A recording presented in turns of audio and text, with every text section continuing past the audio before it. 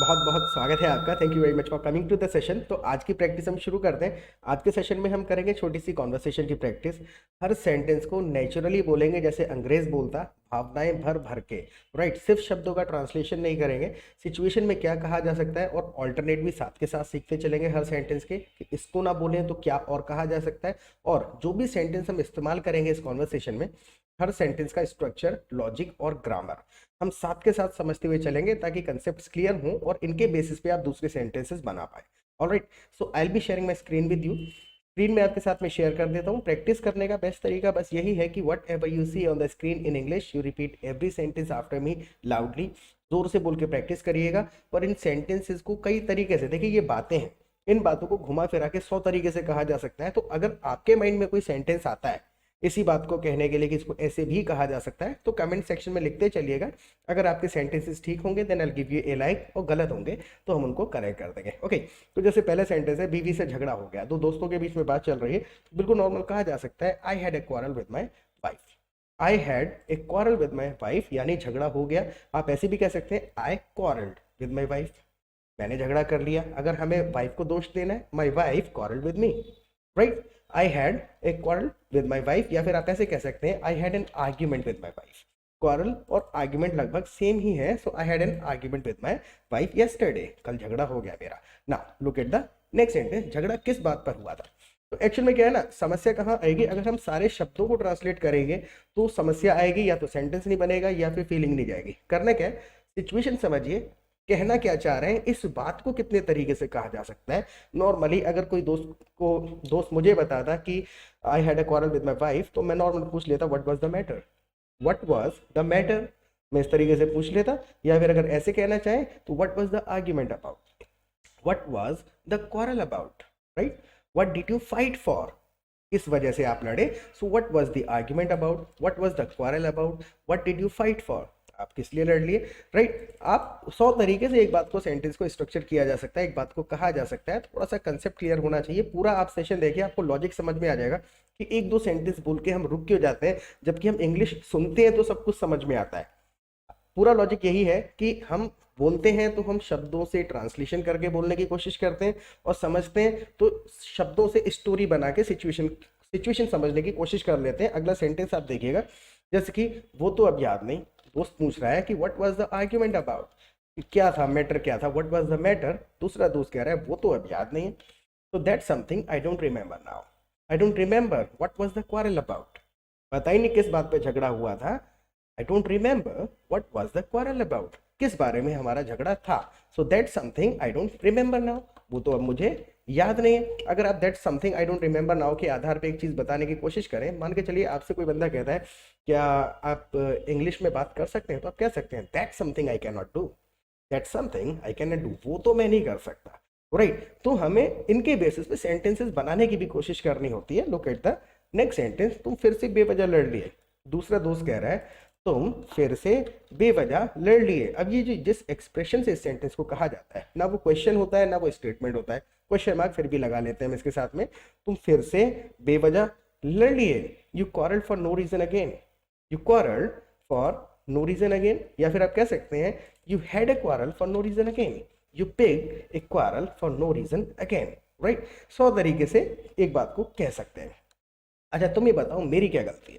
दूसरा कह रहा है अगर हमको किसी को कहने पड़े, अच्छा तुम ही बताओ मेरी क्या गलती है, so okay you tell me what is my fault, in this लगा दिया, इसमें मेरी क्या गलती है। Okay you tell me what's my mistake, okay you tell me what's my fault, मेरी क्या गलती है। Look at the next sentence, कि जिसे देखो हर कोई उसी की तरफदारी करता है, जिसे देखो हर कोई उसी की तरफदारी करता है। एक चीज़ और है, अगर आप हमारे चैनल पे पहली बार आए हैं तो प्लीज़ चैनल को सब्सक्राइब जरूर कर लीजिएगा। और दूसरा, आप हमारी लाइव क्लासेस भी अटेंड कर सकते हैं हमारे एप्लीकेशन पर। देखिए लाइव क्लासेस के दो फायदे होंगे। सबसे पहले तो हम आपको अपने कम्युनिटी में, अपने ग्रुप में ऐड कर लेंगे, जहाँ पर आप दूसरे पार्टिसिपेंट्स के साथ चैटिंग कर सकते हैं, प्रैक्टिस कर सकते हैं, फ़ोन पर बात कर सकते हैं। सारा गेम है प्रैक्टिस का। सुन लेते हैं, लगता है कि समझ में आ रहा है सब कुछ, बोलते समय सेंटेंसेस याद नहीं आते क्योंकि हमने वो पहले कभी बोले नहीं होते हैं। तो ग्रुप में आपको प्रैक्टिस पार्टनर्स मिल जाएंगे जिनके साथ आप बोल बोल के प्रैक्टिस कर सकते हैं, जो कि जो सेंटेंस आप रिपीट कर लेंगे 2-3 बार, जब आप नेचुरली किसी से बात कर रहे होंगे रियल सिचुएशन में, तो वो सेंटेंस ऑटोमेटिकली याद आने लगेंगे, राइट। लोग अपने अपने तरीके के सेंटेंसेस लिखते हैं ग्रुप में, कोई बेसिक लिखता है, कोई ग्रामर फ्रीक होता है, कोई ईडियम्स लिखता है, कोई फ्रेजल वर्ड्स इस्तेमाल करता है। तो ब्रॉड वोकेबलरी और सेंटेंसेस के स्ट्रक्चर हमको वहाँ पता चलते हैं। दूसरा, शाम को जब लाइव क्लासेस होती हैं तो वहाँ पर भी we simply come together every evening and we discuss English for 2 hours. 2 घंटे डिस्कशन करते हैं कि भाई इस सेंटेंस को कैसे कहा जाएगा और कितने तरीके से कहा जाएगा, इसके पीछे ग्रामर क्या है।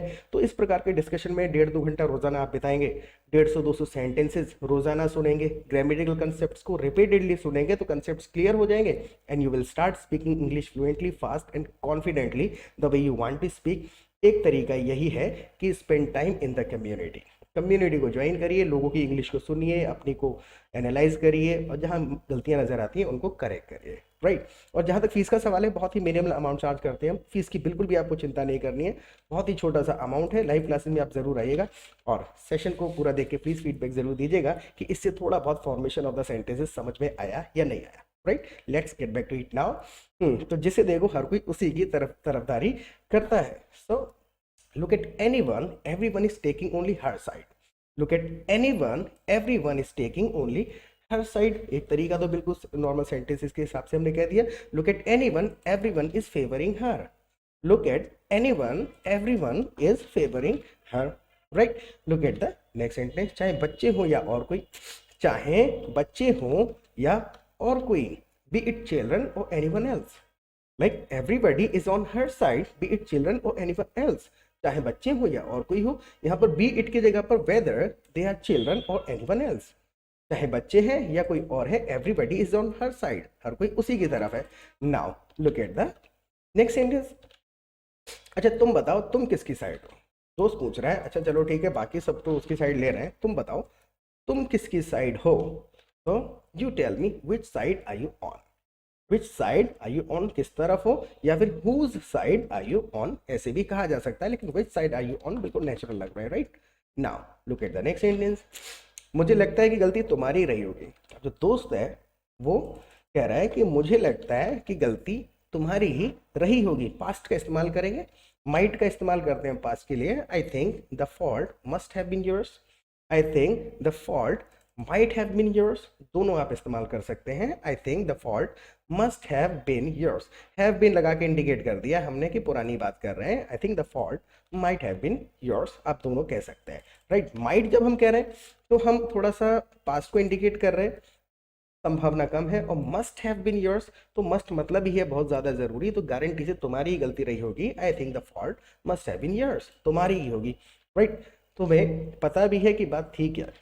दोस्त कह रहा है कि तुम जो जजमेंट दे रहे हो कि गलती मेरी ही रही होगी, तुम्हें पता भी है कि बात थी क्या। अब इसी भावना के साथ इतना ही जोर दे के कहना है बात थी क्या। तो सेंटेंस में वर्ड ऑर्डर का बड़ा खेल है, शब्दों को आगे पीछे करके जोर दिया जाता है।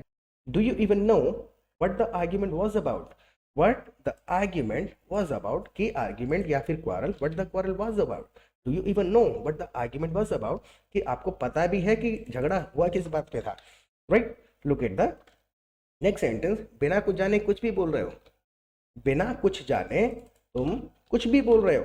अब इसमें भी बिल्कुल सिंपल है, you are saying everything, you are saying all this, you are saying everything without knowing anything, you are saying everything without even knowing anything. Even लगा दिया और एम्फेसाइज कर दिया, कुछ पता भी नहीं है तब भी बोल रहे हो। You are saying everything without even knowing anything, बिना कुछ जाने। अब देखिए कहीं पर हम आईएनजी का इस्तेमाल करते हैं, कहीं टू वगैरह लगाते हैं, तो ये चीजें समझने की होती है। इनको रिपीटेडली सुनेंगे ना तो आपको याद हो जाएगा। साउंड साउंड याद करने होते हैं। वैसे ग्रामेटिकल रूल रट्टा लगा करके या फिर अप्लाई कर करके नहीं बोली जाती है English. You will have to listen to the English first. पूरा आप इंग्लिश को जितना भी समय मिलता है इंग्लिश को सुनिए और इन सेंटेंसेस को रिपीट करिए और इनके बेसिस पे कोई और सेंटेंस बनाने की कोशिश करिए, राइट। जैसे कि तुम इंग्लिश बोलने की कोशिश तो कर रहे हो, जानते भी हो, मान के चलिए किसी को हमको कहना पड़े कि तुम इंग्लिश बोलने की कोशिश तो कर रहे हो, क्या तुम इंग्लिश जानते भी हो। You are trying to speak English, do you even know English. You are trying to speak in English, do you even know English. तो इवन हम कहाँ लगा रहे हैं, एम्फेसाइज करने के लिए। तो इनके बेसिस पे सेंटेंसेस बनाने की कोशिश करा करें। Look at the next sentence. ये सब छोड़ो, झगड़ा करना बुरी बात है। हमको किसी को यही सलाह देनी है, ये सब छोड़ो, झगड़ा करना बुरी बात है। फॉरगेट ऑल दिस, भूल जाओ, छोड़ो, सब शब्दों का ट्रांसलेशन नहीं है forget all this, quarrel is a bad thing. Normal आपने कह दिया झगड़ा बुरी चीज है, forget all this, quarrel is a bad thing. या फिर दूसरे तरीके से आप कह सकते हैं forget all this, having quarrel is a bad thing. झगड़ा करना, जब हम झगड़ा करते हैं तो हम डू नहीं करते हैं, हैव करते हैं, right. Having quarrel is a bad thing, झगड़ा करना बुरी बात है। नाउ जाओ और सुलह कर लो। सुलह कर लो मतलब सलाह कर लो, यानी कि पैचअप कर लो। तो कई तरीके से इस चीज को कहा जा सकता है, go and make up. Make up का मतलब भी वही है, सुलह कर लेना, go and make up with your wife. दूसरे तरीके से go and patch up, go and sort out the things, go and sort out the matter. कई सारे तरीके होते हैं एक बात को कहने के, लेकिन ये समझ कैसे आएंगे, जब आप कम्युनिटी में बैठेंगे, एक दूसरे की बातें सुनेंगे, ब्रॉड वोकेबलरी सीखेंगे, तो पता चलेगा कि हाँ भाई इसके लिए कितने शब्द मौजूद हैं, कितने फ्रेजल वर्ब मौजूद हैं इस सिचुएशन के लिए। सिचुएशनल इंग्लिश सीखनी है, ग्रामर नहीं सीखनी है ज़्यादा, right. Now look at the next sentence. तो मैंने मना कब किया, दोस्त कह रहा है गो एंड मेक अप। दूसरा दोस्त कह रहा है मैंने मना ही कब किया। अब इसमें भी थोड़ी भावना भरेंगे, मैंने मना ही कब किया, व्हेन डिड आई डिनाई। मैंने मना कब किया, when did I deny. Deny मतलब मना करना, when did I deny. Now लेकिन वो अपनी गलती मानने को तैयार ही नहीं है। द वाइफ अपनी गलती मानने को तैयार ही नहीं है। आई नेवर डिनाई, मैंने मना नहीं किया, लेकिन वो अपनी गलती मानने को तैयार ही नहीं है। But she doesn't seem to be ready to admit her mistake. एक तरीका ये, but she is not ready to admit her mistake. आप ऐसे कह सकते हैं, she doesn't seem in the mood to admit her mistake. She doesn't seem in the mood to admit her mistake, right. और भी कई तरीके इसको लिखने के, बताने के, इस सिचुएशन को बोलने के हो सकते हैं। आपके माइंड में कोई सेंटेंस आया तो प्लीज लिखिएगा। Okay, now look at the next sentence. मुझे तो लग रहा है कि तुम ही हो जो बात बढ़ा रहे हो। दूसरा दोस्त कह रहा है कि मुझे तो लग रहा है कि तुम ही हो जो बात बढ़ा रहे हो। सारे के सारे शब्दों को इस्तेमाल करेंगे तो फिर से अटक जाएंगे। मुझे तो लग रहा है कि तुम ही हो जो बात बढ़ा रहे हो, इसमें तुम ही हो पे उसी बंदे पे एम्फेसाइज हमको करना है। So I think you are the one. मुझे तो लग रहा है, I feel you are the one, I think you are the one, it seems you are the one. ऐसा लग रहा है, it seems you are the one, right. So I feel you are the one complicating the matter. Complicate करना मतलब और ज्यादा बात को बढ़ाना, उलझा देना।